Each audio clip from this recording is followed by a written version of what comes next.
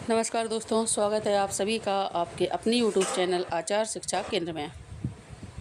कैसे हैं आप सभी? आशा आप सभी बहुत अच्छे होंगे, स्वस्थ होंगे, मस्त होंगे और व्यस्त होंगे।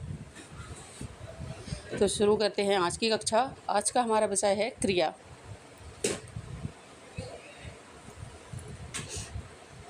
शीर्षक क्रिया। क्रिया की परिभाषा: जिस शब्द से किसी कार्य के होने या करने का बोध होता है उसे क्रिया कहते हैं। इन शॉर्ट, जो भी काम आप करते हैं, आपका सोना, जागना, खाना पीना, हंसना, रोना, सब कुछ क्रिया होता है। अगर आप कुछ नहीं कर रहे हैं, फ्री बैठे हैं, लेटे हैं, सो रहे हैं, कुछ भी कर रहे हैं, तो वह भी क्रिया में ही आएगा।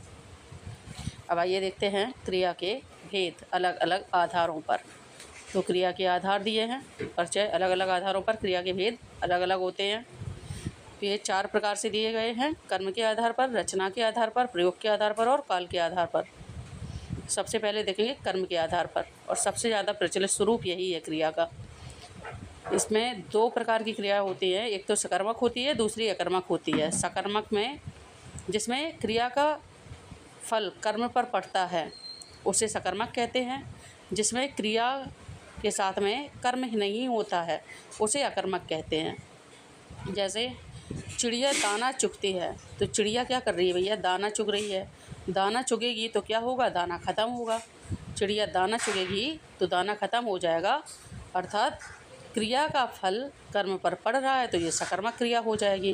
किंतु यदि चिड़िया दाना नहीं चुग रही, चिड़िया क्या कर रही है? उड़ रही है।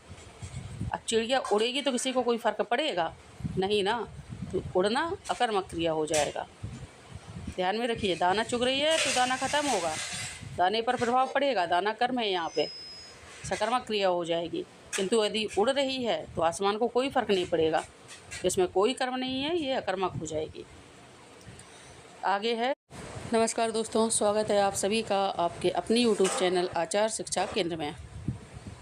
कैसे हैं आप सभी? आशा आप सभी बहुत अच्छे होंगे, स्वस्थ होंगे, मस्त होंगे और व्यस्त होंगे। तो शुरू करते हैं आज की कक्षा। आज का हमारा विषय है क्रिया।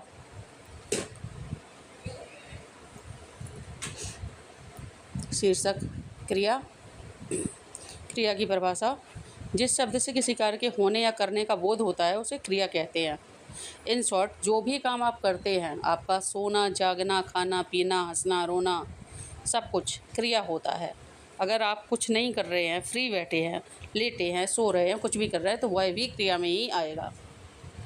अब आइए देखते हैं क्रिया के भेद अलग अलग आधारों पर। तो क्रिया के आधार दिए हैं, परिचय। अलग अलग आधार